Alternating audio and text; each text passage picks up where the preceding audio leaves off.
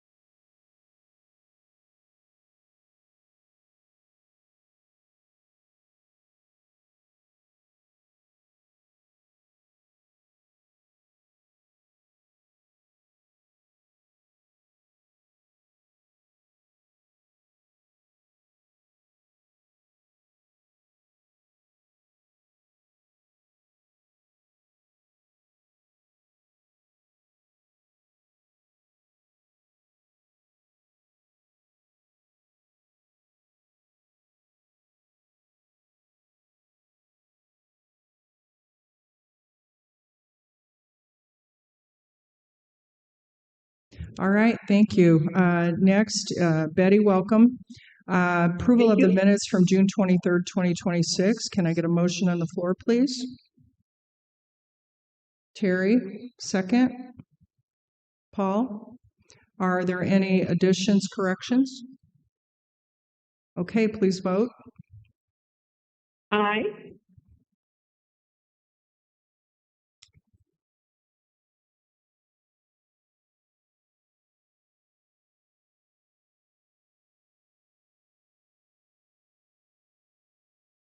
Okay, that passes unanimously. Next, we are at informational items. Are there any questions on Springdale Cemetery? Long-term care fund we covered in the previous committee, so are there any questions though? Okay, next is American Rescue Plan Act summary. Are we gonna have it? Go ahead. Yeah.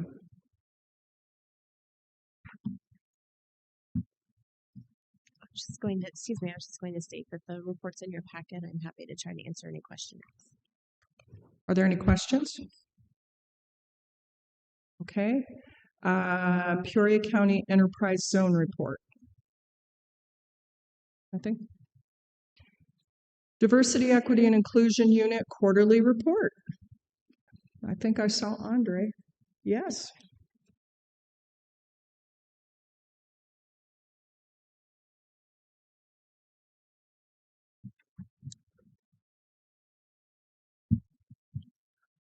Hello, members of the Executive Committee. Always a pleasure to be before you all today.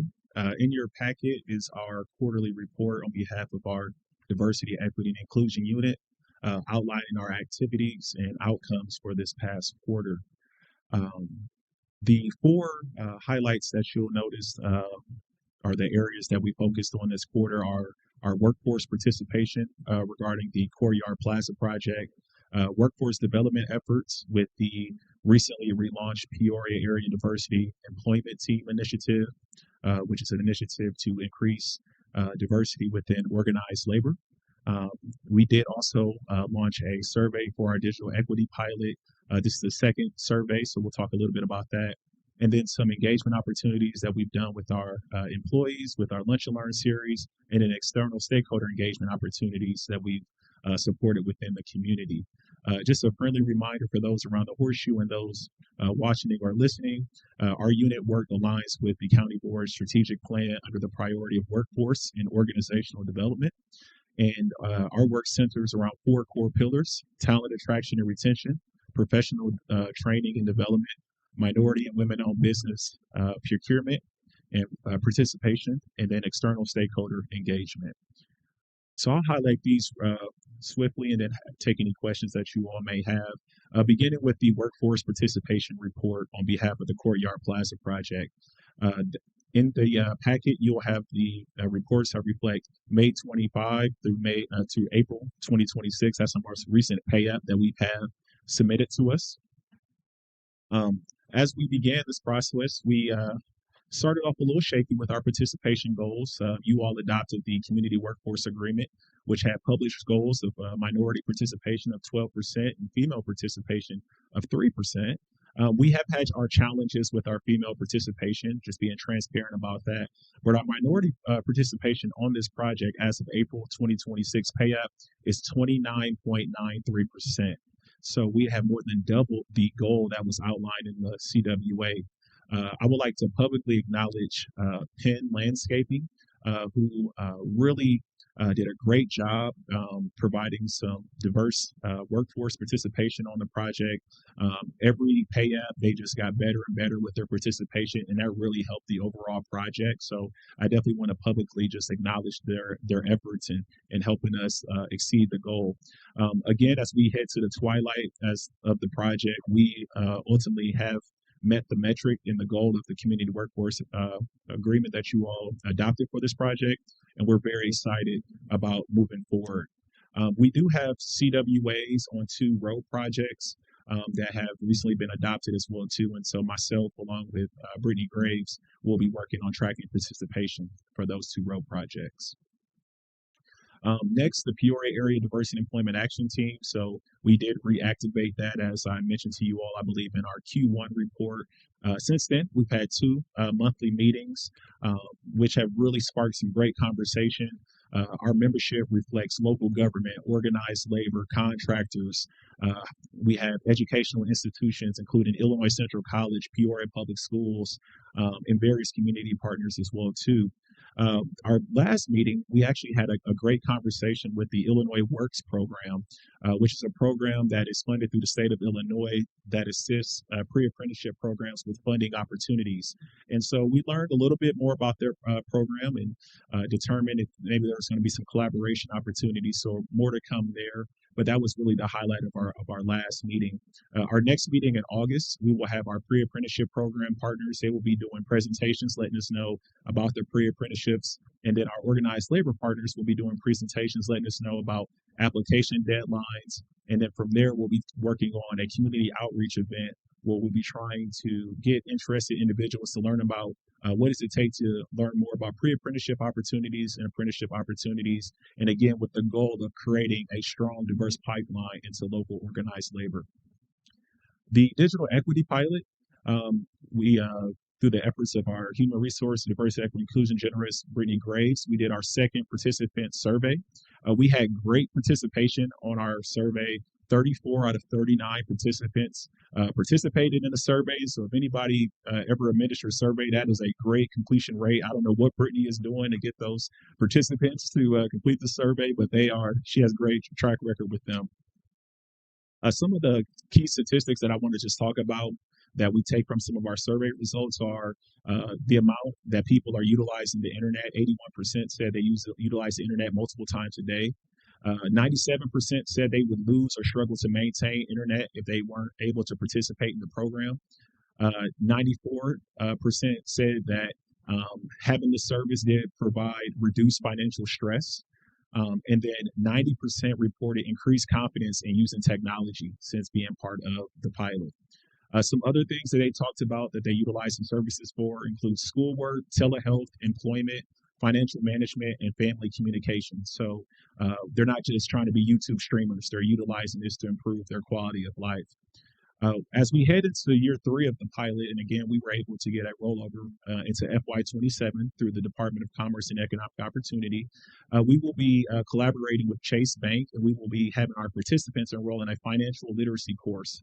And so each month, beginning in September, they will be attending workshops to learn about financial literacy, planning, and things of that nature. So again, we're adding another component to the digital equity pilot because again, at some point the pilot will conclude, but we want our participants to be in a self-sustaining place. And then when it comes to some of our engagement opportunities internally, we had 2 lunch and learns on behalf of our Belonging and Inclusion calendar. In April, we collaborated with our Human Resources Department. We had 20 attendees attend that. We really appreciate Christine and Amanda for collaborating with us, letting our employees know about the different benefits that they get through our Human Resources Department. And then in May, we collaborated with the Health Department and it was a presentation called "Scrolling Without Spiraling," and it talks about the mental impact that those experience through social media. We had 34 attendees that attended that lunch and learn. Up next, we have our next lunch and learn in August. August 27th, we'll be at the Health and Human Services building, and that will be a lecture and an observation of Black Breastfeeding Awareness Week. In September, we'll be collaborating with Jason Meeks, and the lunch and learn will be themed around emergency management and preparation. And then in October, we'll be back with the Human Resources Department, and in November, we'll be back with the Health Department, concluding with AI-generated materials and their impact on mental health, which I thought was a very timely conversation. I know the board has had a lot of talk around the use of AI. And then we will have two all-staff training opportunities. You all may recall we are collaborating with the Corporate and Communication Education Department at Illinois Central College. We had to reschedule those, but those are now set for September 1 and 2. So information will be going out to our management council, and they can distribute that to their employees based off of coverage opportunities. And the goal is to have as many employees participate in those staff training opportunities. And then just in conclusion, as far as our external stakeholder engagement, we did provide 2 sponsorship and 2 volunteer opportunities for our employees. We had presence at the annual Juneteenth Fest, and then we also have a presence at the annual River City Pride Fest, where we had 6 employees volunteer at each of those. And then we also handed out materials about employment opportunities here with the Peoria County government. So I'm very excited about what we've been doing, and we continue to keep staying focused and working our work plan. I do want to give kudos again to my HR generalist, DI generalist, Brittany Graves, for the work that she continues to do, and you all for continuing to support our work. And at this time, I'll take any questions, comments, concerns. Any questions for Andre? Eden. So looking at your workforce participation report, so in terms of female participation, there's basically just 100 hours total in one quarter. So probably one person. So is that something that you are working on with that committee to try to improve? Absolutely. So that's the beauty of us relaunching that committee, right? So you can start identifying the gaps that exist within organized labor.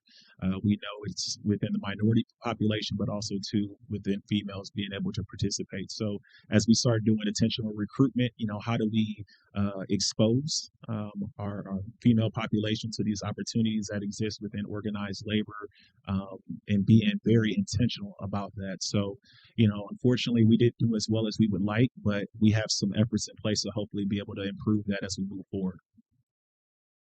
And then just as we look at the charts there, you have a percentage of hours worked, minorities and women compared to whites.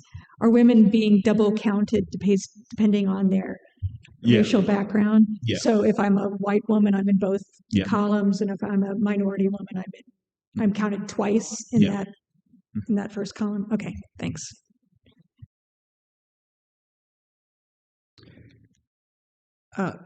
Steve, go ahead. In the digital equity pilots, could you maybe provide some financial? I know there was the state grant for, I think, $129,000 a couple of years ago for it. And then previously you had reported how much expenditure, how much was awarded, paid for these subscriptions, and how much you got back. Are we recovering all of our expenses, or where do we stand with that? That's a great question, Member Ricker. Absolutely. We have been pretty much fully reimbursed by the state of Illinois, and I appreciate the efforts from Julie and our finance team. We work together collaboratively, getting those reports timely to DCTO. I actually got an email back today that our last month's submission was approved, and we'll be getting that reimbursement. So we're getting our payments back very swiftly and on time, which is great for the state of Illinois. Thus far, of the $125,000, just to give you all some context, we've probably spent about $25,000 of that thus far. Our average payments for the 39 participants is a little over $1,100 a month. So we are exploring some alternative options for the pilot, possibly expanding that. And so the Joint Commission on Racial Justice Information Technology Working Group and myself and Brittany and a few others are expanding. Do we open up the pilot again, try to get more participants now that we did officially get the rollover into FY27? And so as we look to possibly amend the program, we'll bring that back to the board. Additional questions? I just have a comment. You probably don't know this, but I'm the staff member for the Union Sisters of Central Illinois, and these are all women construction trade professionals. We have over 150 people, women, that are in our group, and I would be happy to help in any way I can, because one of our goals is to strengthen the number of women that are in the construction trades. Yeah, absolutely. What I can do is I'll shoot you an email, and if there is someone who you think would be, whether it's yourself or someone else who wants to attend our monthly PDEET meetings, we would love to have you at the table. Absolutely. Thank you. Yeah. Thank you all. Any additional questions? Okay. We are at Strategic Plan 2026 Q2 update.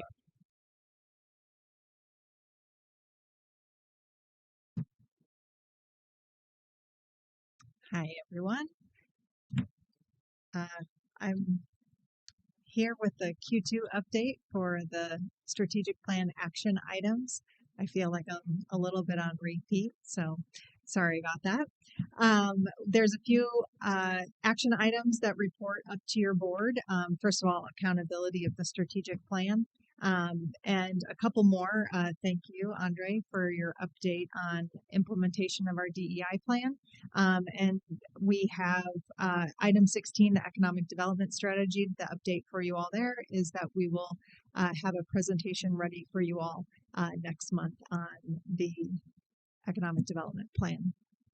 I'd be happy to answer any questions or maybe get some assistance from other folks in the room. Eden? I just wanted to make a comment because this comment was sent to me. This feedback was the market after hours events.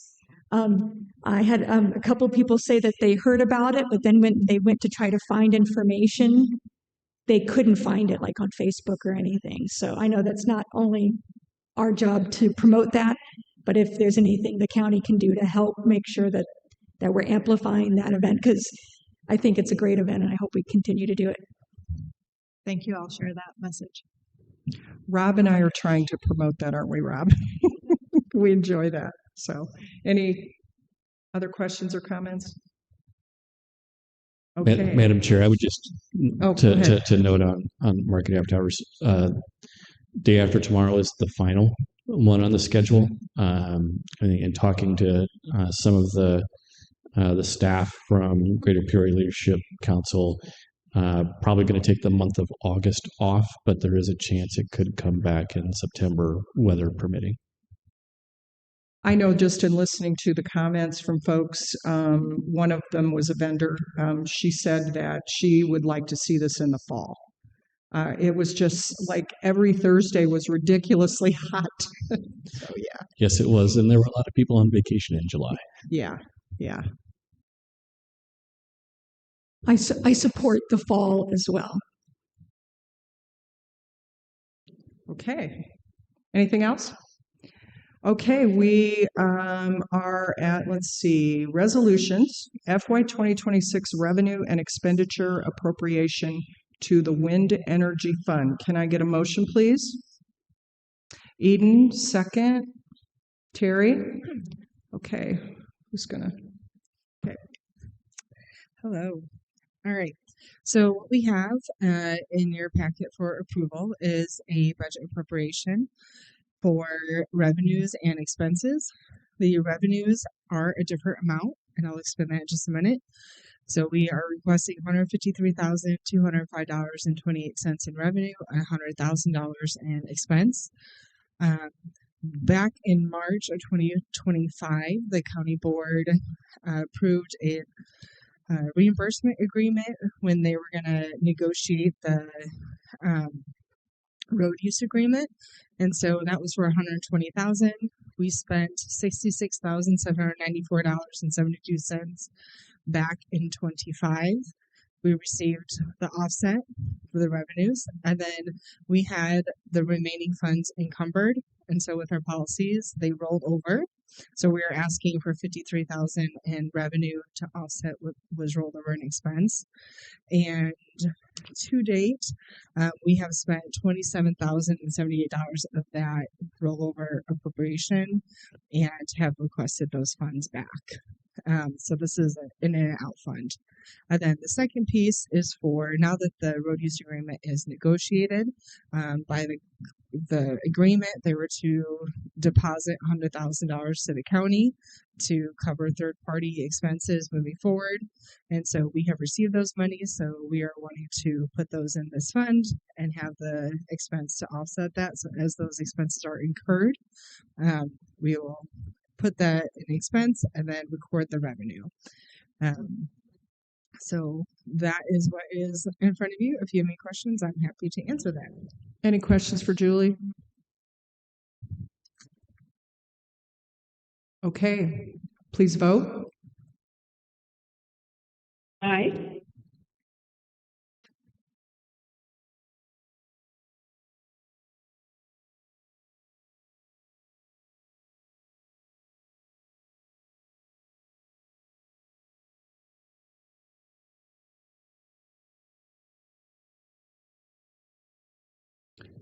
Thank you.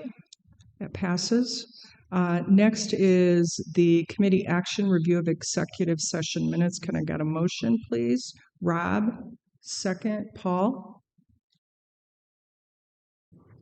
Yes, thank you. It's the recommendation of the state's attorney's office that all previously held minutes continue to be held because the need for confidentiality still exists, and to go ahead and destroy the audio recordings of executive sessions that are more than 2 years old, except for those that relate to pending litigation. Questions? Okay, please vote. Aye.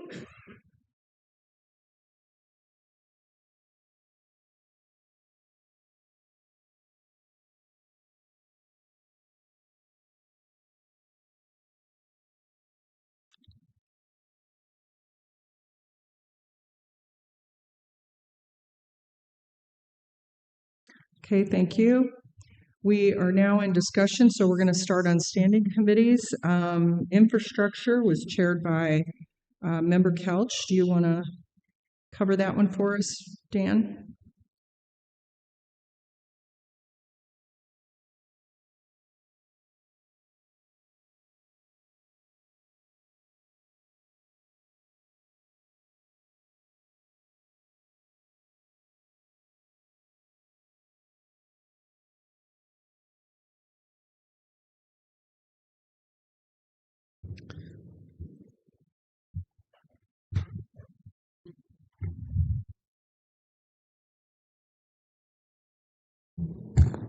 Okay, the first one's a motor fuel tax fund appropriation for Kerner Road resurfacing that it was passed on that. Then the next one was a JDC existing condition verification project definition phase work. The third one was the facilities roadmap. The fourth resolution was Peoria County Jail generator transfer switch. And the fifth one was the courthouse freight elevator repairs rehabilitation. Is there any questions? Doesn't look like it. Okay. Thank you. Next is Ways and Means. Member Windish chaired that, but Betty, you're on the phone. Do you want to just give us quickly on that, or? Yes, I'll do that. The Ways and Means Committee had one resolution, and that was for delinquent taxes for July 2026, and with 8 items, and the vote was unanimously passed. And that's it. Thank you, Member Duncan. Okay, next is land use. Member Rosenbaum. Thank you, Madam Chairman. We had 2 zoning cases. One was a farm to table up on Radnor Road that passed unanimously. The second one was with the changing of the text in our code. Part of it was on the battery areas for the solar or wind, and then the other one was on the road use agreement. We split the vote on that. Both of them passed. On the road use agreement, what we're having is the county, before like wind or whatever can come in to get their permit, they have to have the road agreement with the county. They don't have to have it right away when they're applying for the permit with the townships, but they can't get the permit until they get it from the townships. That would keep the county from being liable if things went south. The next one was wind farm, except the $125,000 that we were talking about. And the third one was a block grant, housing rehabilitation grant. We've got $20,000 that we got from the Edwards Station closing down that we're going to use towards this grant to help with fixing up other houses and stuff like that. We're down in Sharon's district, so it passed unanimously. Any questions for Paul? Okay, moving on. We are at county operations. Member Ricker. Thank you. We had two resolutions: the approval of a third-party administrator bids for risk management services, and that did pass unanimously. And then we had the adoption of enterprise artificial intelligence usage policy and governance framework, and that passed unanimously. Thank you. Any questions for Member Ricker? Okay, moving on. We have health. Member Renault. Thank you. We just had one resolution, and that was to move a little bit of money within the Regional Office of Education's budget so that they could pay some overtime. Any questions for Rob? Okay. Public safety, Member Phelan. Yeah, we had quite a few resolutions today. First one was a budget transfer for the circuit clerk's document storage fund. Still an ongoing project, and he needed some extra dollars to spend towards that. That passed unanimously. The second resolution was a COLA adjustment for the sheriff and public defender. That one was amended on the floor and had one no vote, but did pass. The third resolution was a Peoria County Sheriff, the Organized Retail Crime Grant, passed unanimously. Justice Council Grant Agreement, which also passed unanimously. And then there was a Juvenile Redeploy Grant Agreement, which also passed unanimously. And the last one was through PCAPS, and it was for an enrichment medical supply donation, which also passed unanimously. Are there any questions for Member Phelan? Okay, thank you. Moving on, finance, which was me, and we were all here, so we didn't have any resolutions. Okay. We are done with standing committees. We are now at public comment. Does anybody have any public comment?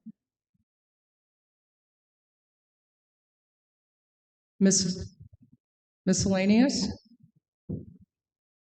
Madam Chair, I'll let committee members go first, but once they've all gone, I do have one miscellaneous item. Okay. I just wanted to send thoughts and prayers to Member Salzer's family. He lost his wife. So we're all thinking about him. So anybody else have anything? Scott, the floor is yours. Thank you, Madam Chair. We will send out calendar invite updates, but Tuesday committee meetings next month at the end of August will be at the museum. Thank you for that. I thought it was this month, so he clarified that for me last night. Okay. Any more miscellaneous? Okay, we're adjourned. Thank you.